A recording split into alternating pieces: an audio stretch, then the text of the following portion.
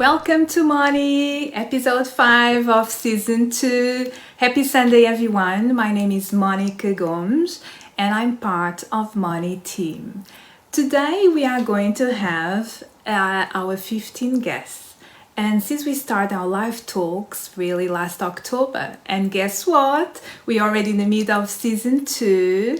And we are so happy because it's going to be like our 5th guest and in 4 continents. So wow, we are so thrilled and thankful to everyone who is supporting MONII Stories. It's been great meeting so many people, sharing their fears, battles and dreams. And for the first time, today we are going to have an Olympian athlete, Rhydian Cowley from Australia. Rhydian is a positive role model and local ambassador for his community, and he did his first Olympian Australia race walking back in 2016. Now I'm going to bring Rhydian into my camera, so just spare with me just a few moments and connect with Australia. I know we have difference of time. Good evening. Good afternoon. I know, good afternoon in UK and in Portugal, and good evening in Australia, and I'm sure it's good morning in Canada and other countries. Can you hear me properly? Yep, I can hear you. Excellent, I can hear you as well. So nice to see you, and thank you so much for taking your time on a Sunday to speak to MONII. So we are so thrilled to have you, Rhydian. So let me just start by actually connecting our story. So we met in 2017, right? I was in London working near Tower Hill, and I saw you walking around and doing so many like walks around. Tell us more about that story. What you were doing there? What event you were there for? So I was in London in 2017 for the Athletics World Championships, and it turns out that the Meet Hotel, where the Australian team and some other teams are staying, was right next door to Monica's work, and we happened to run into each other one day, and we had a really good conversation. It was really thought-provoking for me as well, and just sort of planted a little bit of a seed, and then I just decided to try to use my time as an elite athlete, where I sort of like get a little bit of time in the spotlight to be as good as I can. Yes. With like have as good an impact as I can on the world, and then recently I was selected in the Australian team for the 2020 Olympic Games, and I just thought I'd touch base with Monica and let her know about that, and just let her know that our conversation 4 years ago sort of left a bit of an impact on me, and thankfully I found out that Monica's doing some great work at the moment, and here we are having and I'm thrilled, and I'm thrilled to have you, Rhydian, because we want to understand your story really from the beginning. So I want to understand, how did the love for race walking really started? When was that? When actually did you notice? In Australia, we've got this thing called Little Athletics. So that's for children, basically to learn all the different track and field events. And I was really good at race walking. I was also really good at running, but the difference between my race walking and my running was maybe I could more easily win at the race walking than in the running, and that was where it all started. But when I was at school, I would do the walking, and I'd compete at some sort of school athletics events. But I only really started taking it more seriously when I was 17, and I made my first team. So I represented Australia as a junior athlete at a race walking World Cup, and from there I realised I could maybe travel a little bit more and see the world and make friends from other countries with the sport. So I have really been dedicating a bit of time to that since then, and now I'm 30, all those years later, and I'm still walking. Wow, it's amazing. You keep walking and going to different places as well. So when actually was your first Olympian game then? Tell us more Uh, about that. When that happened? in 2016, that was the Rio Olympic Games, and that feels Mm. so long ago now with the pandemic that's happened since then.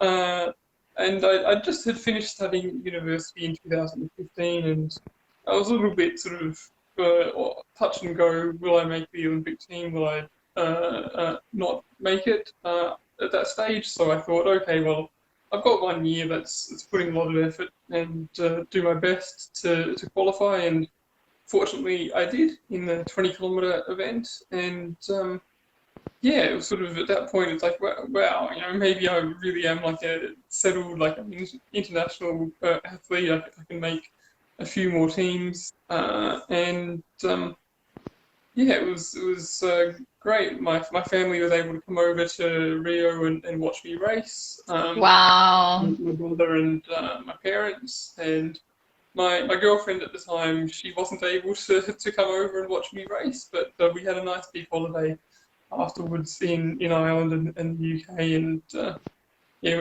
now she's my fiance, so we're hoping to get married later this year. Wow, congratulations. That's great news. Amazing. So, was there actually a coach or someone who has inspired you to keep going to enter at the Olympics game? Is there any particular person that you'd like to say today, that actually made a big difference in your life? There's quite a few people that have made a difference in my life. I think I've been quite lucky. I've been well supported. I've had a few different coaches. There's one coach, one of my first coaches, who he's no longer with us, unfortunately. But yeah, when I was going through high school, he was my coach, and he was also like a bit of a role model. There's always so many stories about him when he was younger. He worked in a bakery. He worked as a milkman all around his town, and he would take so many of the younger people around the town like under his wing, and he also did competitive bike racing, and he just had a reputation of just being like really friendly and really helpful just to Do you everyone want in to the say his community. name? Do you want to say And his name? yeah, so that was Ken Walters. Mm, that's Yeah, beautiful. and so yeah, that was sort of those stories were just left me like being like, wow, this is someone that I want to be like when I'm older, and see if I can sort of do the same things and just generally be leave a positive impact on my community, even if it's only small, just as much as I can. Absolutely. Why do you think it's important to do that? Uh, well, yeah, humans we're social creatures. We don't all live in our own bubbles, and it's important that we look after each other. Yes. And yeah, you sometimes like you don't know if the person that you look after, if you help, maybe that's the difference between them having a really successful life and having a big positive impact on someone else or not. And um, yeah, I think that knowing that you can help contribute to society being a better place, it's Yeah. yeah, it's a Absolutely. bit of a good motivator, I think, or at least for me, it is. Absolutely. I completely agree with you. So what do you say to people who has a passion for sports like race walking and would like to enter and be at Olympics? What do you say to them? They are probably watching today or will be watching a video after. Uh, I'm not sure necessarily. Yeah, it's um, I suppose with sport as in all things, success doesn't come overnight or immediately, or it might, but prolonged success and being the best person you can be comes with a lot of effort, just consistently over time. So I think the important thing is just try to find out what you really enjoy in life, and try to just be consistent at it, and just keep doing the right things, follow the right processes, and it might take some time for success to come initially, but as long as you're following the right processes and you're consistent, yeah, that'll really help you out. Uh, as for knowing whether the processes are right, sometimes, yeah, that's a little bit hard. But if you can see what other people are doing that are successful, you can always, that's usually a good indicator to find out what sort of the right things are to do. Would you say that there are maybe particular skills that people need to have, like maybe, I don't know, some kind of determination, uh, time management, things like, what would you Yeah. I say? What mean, particular skills? there's yeah, determination is definitely one of them. Like there will probably be setbacks or something that you will think is a setback at the time, and yeah, you definitely need to be able to stick it out. If you fold sort of at the first sign of things being a little bit hard, it's going to not help you to achieve something great. Time management, I think, it's sort of you almost if you want to do that, then you'll find a way to fit it into your day, and almost like the time management just becomes okay, how do I fit things in? How do I make it as easy as possible to do all the things that I want to do? So for me, at the moment, I work, before the pandemic especially, I worked in the city and I live sort of in the suburbs in Melbourne. So it's about 1 hour trip into work and 1 hour trip back home. And if I wanted to train for the Olympics and I wanted to train somewhere where it was another 30 or 40-minute journey from work to get to training, then I'd be travelling all day and I just really wouldn't have the time or energy for anything. So for me, where I live, there's a path that I can train on, and where I work is actually really, really close to a good training venue and a good gym. And so when I finish work, I can just step out the door at work and train, or if I'm at home, I can just step out the door, and just finding ways to make your use of your time more efficiently, I think is really helpful. Yeah. Also the discipline, isn't it? Because you have to have discipline in terms of wake up, whatever. Can you describe actually a day, a typical day, like of your day? Like really, I know you work, so do you actually train and do race walking every single day? What is a typical day look like? Well, a typical day has changed since the pandemic started for me. I'm sure. Tell us more. I'll go back to sort of before the pandemic. Before the Maybe, pandemic, let's talk before pandemic, and then I will ask you that question after, definitely. yeah. So yeah, before the pandemic, during the week, it would be, I had to experiment a bit to find what I could fit in. But basically, I found that to try to go and wake up early in the morning and then go and do training and then shower and then go to work and then try to do anything after work was just leaving me too tired, and I couldn't fit it in. I couldn't be consistent. I would need like a complete day off from everything every other week, and I would be using my leave too much. Yeah. But then I found I could easily train after work. So I'd bring my my running clothes and my running shoes with me to work, and then when work finished, I would go for my walk, and then I could do that 4 or 5 days of the weekdays, and then I could do a big amount of training on the weekend. Yeah. And so I found that that sort of routine enabled me to do enough training consistently to keep my fitness and to build my fitness even more. Yeah. Yeah, so Yeah, I'm sure it was hard. Yeah, it became a hard routine. A hard routine because I'm always tired from always doing things. But at the same time, it's the difference between being able to do it consistently or not at all. So my body kind of told me what worked and what didn't work. Absolutely. And Now, yeah, I think it was important on the weekends. During the week, I would be training by myself, but on the weekends, I had sort of some training partners and a coach to train with. So it meant that I did have some company, and that's it good. makes it a lot easier. I think something that I didn't touch on as much before is being in a good environment and having a good team around you.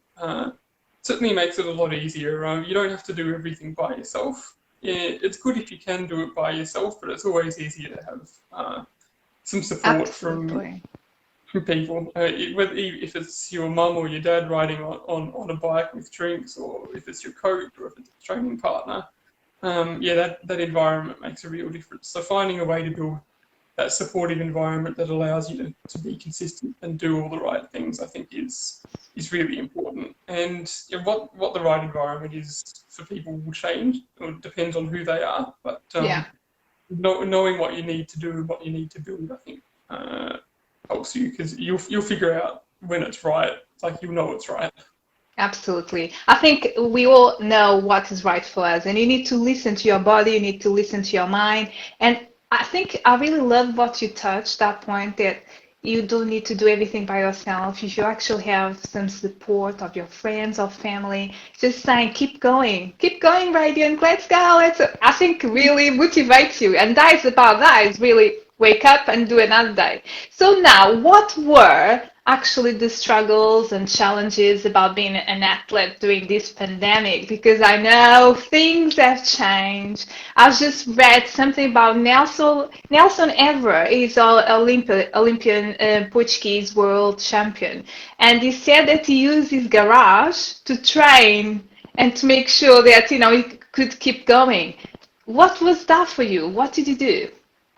Well, yeah, Australia's experience has been, I think, a little bit different to a lot of other countries. So, when the pandemic first happened, everyone went into the lockdown, and there was no limit on how much you could exercise, but just everyone was working from home. So, Yeah. instead of having the commute 1 hour to work and 1 hour back home, I had 2 extra hours in my day. And So it helped you.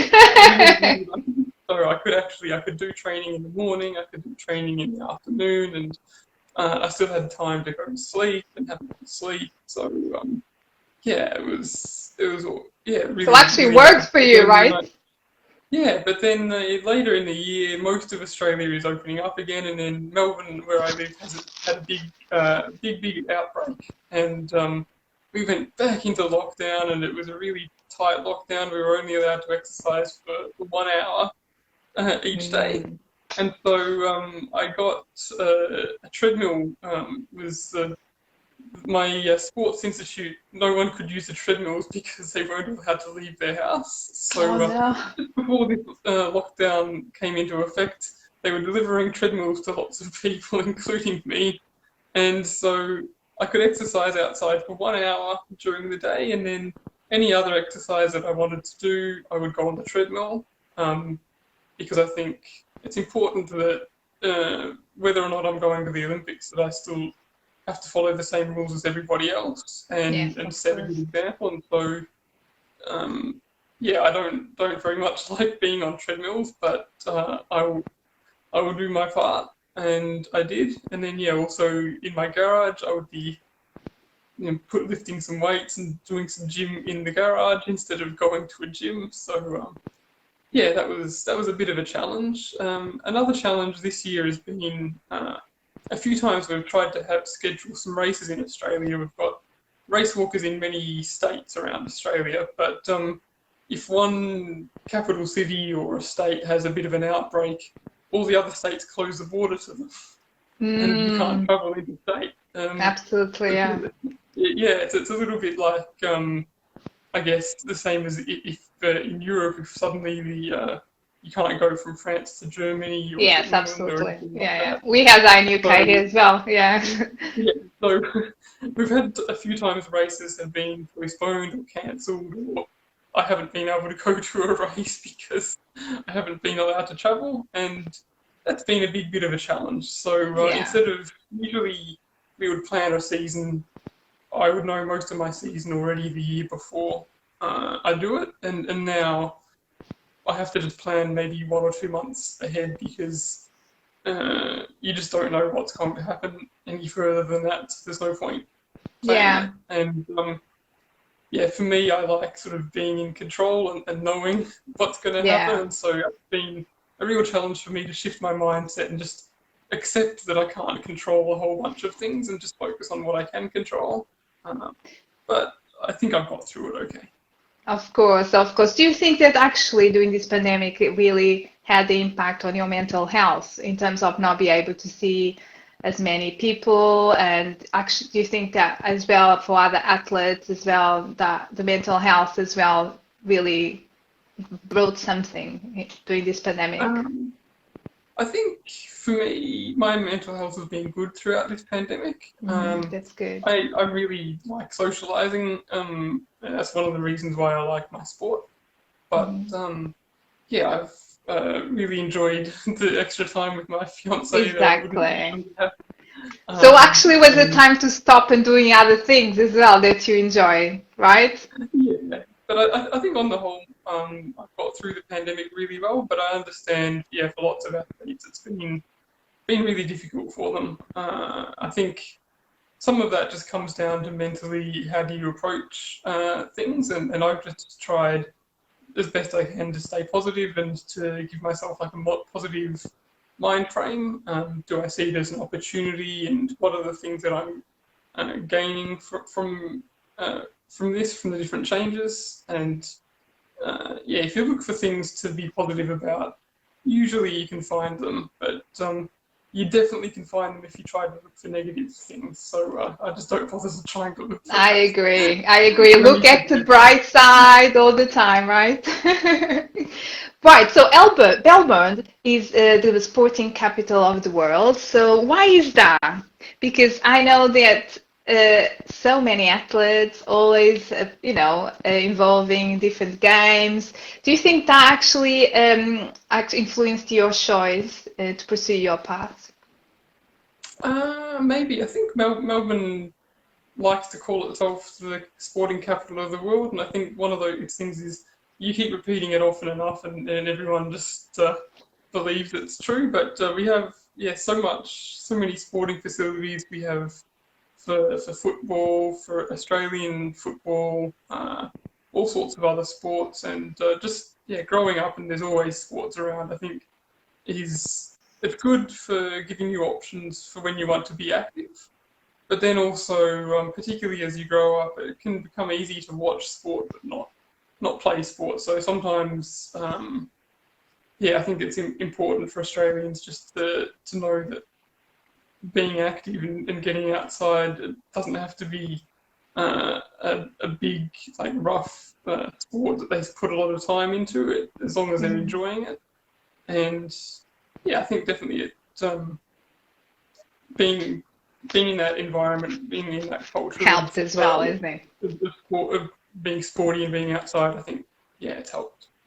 So for people actually watching this today and after, what would you say? What is the best about living in Australia? Why it's so good living there? I've never been. I'd love to go there one day, Rhydian. But tell us what is the best about living there?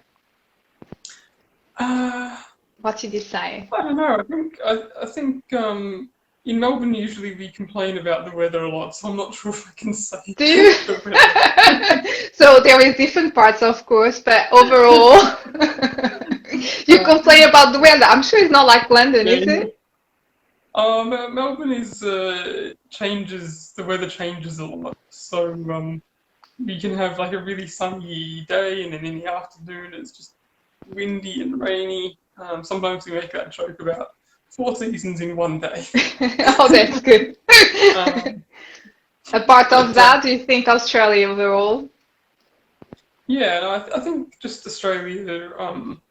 Yeah, we've got lots of people who've come to Australia from lots of countries around the world, and I think that's really valuable. It's not just people from one country; it's people from lots of different backgrounds, and we're all sort of learning about each other's backgrounds, and yeah, it makes you realise that it doesn't matter where you're from or who your parents are or where your parents are from. Like we're all people, and we all enjoy the same things. So I think that's definitely a good thing about this Australia is we do have people from a lot of different backgrounds, and I think it's something that we can celebrate and learn even more about as a country. There's definitely room to grow, but yeah, it's just great to know. Like in my suburb, we have so many different places for religions. We've got a mosque, we have a Greek Orthodox church, we have a Buddhist temple, we have some like Catholic churches, Christian churches. So it's very diverse, isn't it? That's awesome. Yeah. That's very good. So how do you make a difference in your community? Because I know you are ambassador and represent your local community. So tell us more about this. Well, I think particularly during the pandemic, that's motivated me to do things a lot more because I realised that my work, I can still do the sport that I want to do, and a lot of people weren't that lucky or aren't that lucky, and so it's important for me to make use of when things are going well for me and the privilege that I have to try to give people a helping hand, help strengthen the community bonds. So I'm on the committee of my local community garden. Right. And last year, that community garden, they did a bit of a project to help with food security in our suburb. So they would get food, some of it grown from the community garden, some of it sourced from elsewhere, and make sure that people could get access to food if they needed to get some food support, that they could do that without sort of having to go to a food bank or sort of feeling a little bit more bad about it. So that's one thing in the community, and then also a couple of other things. Like I'm sort of really concerned about climate change and the impacts that will have. Particularly, my sport is a summer sport, and if summers keep getting hotter and more humid, how are we going to be able to compete in the summer? It's going to be really risky that there'll be a hot event and maybe an athlete or a spectator might get really hurt from it. And climate change will have a lot more impacts than just sport. But for me, I sort of make that connection, and I've been able to find a couple of groups, the Sports Environment Alliance and Eco Athletes, but there's other athletes that sort of are thinking the same thing. It's like, well, we need to encourage people to make some changes so that we can actually maybe make climate change not happen or make it be absolutely. What are the small changes? What do you do? What do you say to people, the small little changes they can actually start doing now? What do you say? Well, yeah, climate change is a bit of a doozy, because if I only do changes myself and no one else makes changes, it's not going to make it a big enough difference. And even so, if lots of people make lots of little changes, that'll make a bit of a difference. But then I think the important thing is we need to make sure that governments and companies are making big changes to be able to make the difference as well. So it all adds up, and if people are able to make some difference, some step, even if it's a small step to start with, that helps sort of build momentum to make sure that governments and businesses and other organisations do the actions that they need to take and follow through on their pledges. So for me, this year on my house, I got some solar panels installed. Lovely, yes. Melbourne or Victoria, we have a lot of coal in our electricity systems. So having solar panels, I'm not having to use as much coal, which is good. But hopefully the rest of the state will turn off those coal power plants and replace them with other things as soon as they can.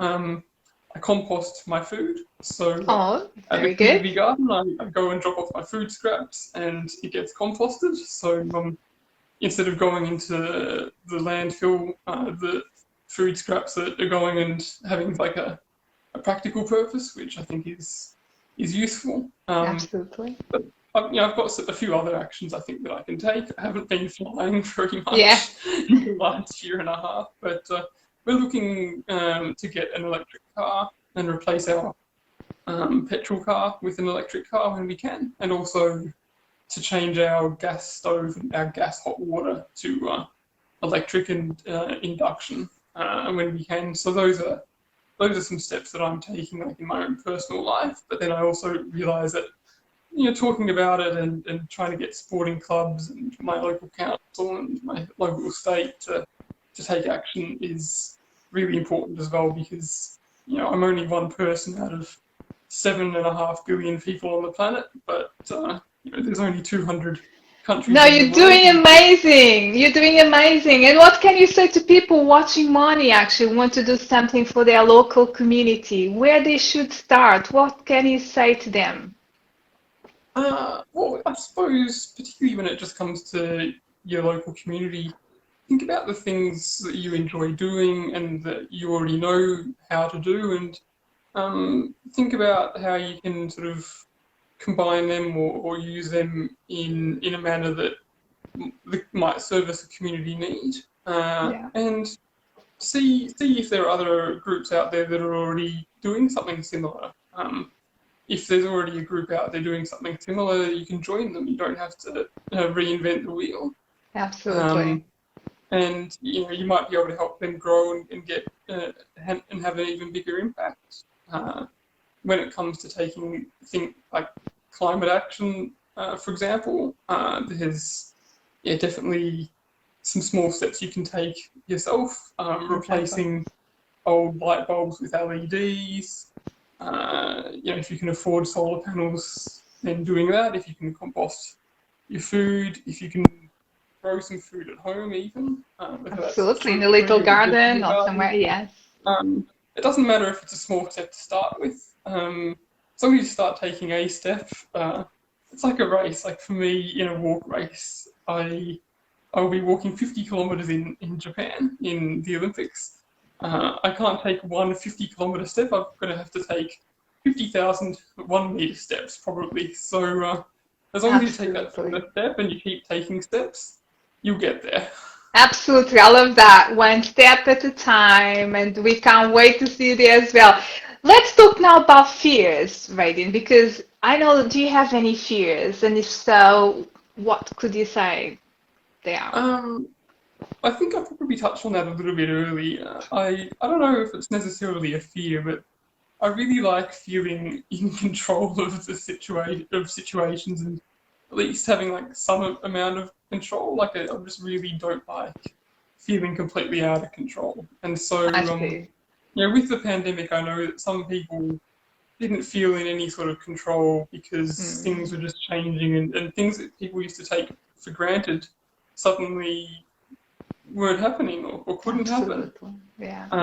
And so for me, one of the things that I tried to do there was then sort of, okay, I recognise that I can't control any of these things, but here are a few small things that I can control, that I can do to feel in control. And so that way I didn't have to feel too stressed about not feeling in control and being overwhelmed by things. I just think, okay, I'm going to get up every day, I'm going to have my routine, Absolutely. and then trying to be relentlessly positive as well, trying to find positive things, something to focus on that's positive, so that you can just sort of work towards that positive thing or take a step off of that.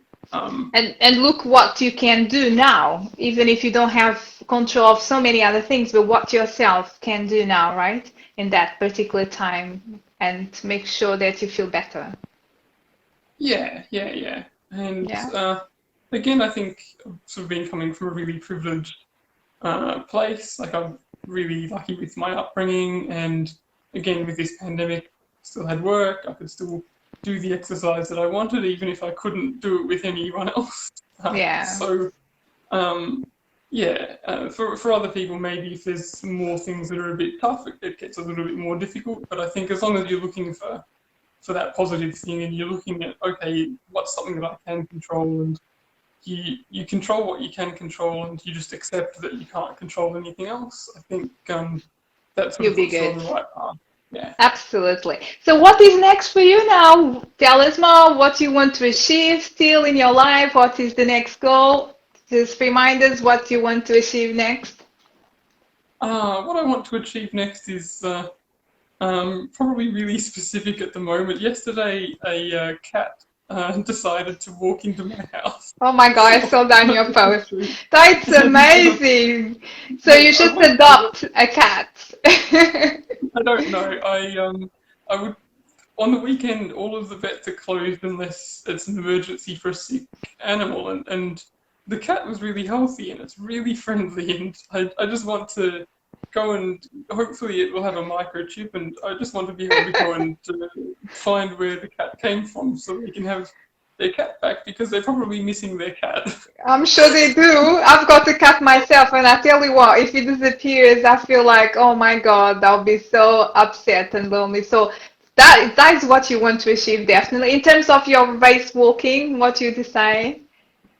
So in terms of my race walking, yeah, I just want to have a really good performance at the Olympics. I'm not sure where I will finish. It's a really strong field, but I know that if I keep doing the right things and follow a good process on race day, that I can finish really well. And so I'm just focusing on having the last month until the race, just keeping on doing good preparations so that on race day I have the best race possible that I can, and we'll see where I end up. Of course, Yeah. and you'll end up there, up in there. Hopefully somewhere near the front. But if not, then, well, there's 60 people start the race, and there's only only one person can win, only one person can finish second, and yeah, it's just. It's about you doing your best, right? And we wish you the very best in this world. Make sure that you finish in the very first place, or second or third, whatever it is, you just do your best, and we wish you good luck with that. Right, and before we go, because we're nearly there, finally tell us 3 takeaways you'd like to leave to our audience today with your story. What would you like to say? I suppose, yeah, it's like if you've got make sure whatever you do in life, if what you're pursuing, to achieve success, I think you need to be able to do it over a long time. So find a way to be able to do it consistently, and just keep at it for that long period of time. So make sure you look after yourself. Rest and fuel up when you can, so that you can do it consistently. You can't look after anyone else if you don't look after yourself. So that would be number one. I think number 2 is don't be afraid to push yourself with your goals, and set something that's maybe seems a little bit challenging, because if you just approach it one step at a time, and then suddenly you look back and you'll see how far you've come. Whether that's at work or at school, in sport or whatnot. If you set yourself a bit of a hard goal, and you give yourself the right support, you can achieve. You'd be surprised what you can achieve.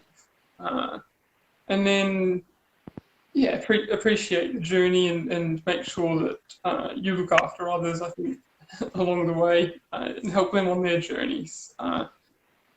Life is a team sport, so look after yourself and look after others, and I think it's like on their journeys, and I think that's a pretty easy, basic way of being like, well, the world's probably going to be a bit of a better place if you're looking after other people along the way. Absolutely. And thank you so much, Rhydian, for being such a positive role model and for sharing your story with us. This is your time, and we are grateful. We're grateful for you, for being you, and for you to tell us your story. Thank you for that. And guys, if you have any questions for Rhydian, please just write in the comments box. Rhydian will be able to get back to you after this call. Also MONII, and please do help us to share our MONII stories. We are on YouTube as well. Look for our stories and share it all around, and see you in 2 weeks' time with another story from another part of the world. And guess where we're going to be? In South Africa. So Rhydian, thank you so much again. We appreciate it. Look after yourself, and good luck in everything you do. It was lovely to hear your story today, and thank you. Thanks for the invitation. It's been a pleasure to speak to you. Thank you so much. Take care. Bye-bye. Take care. Bye.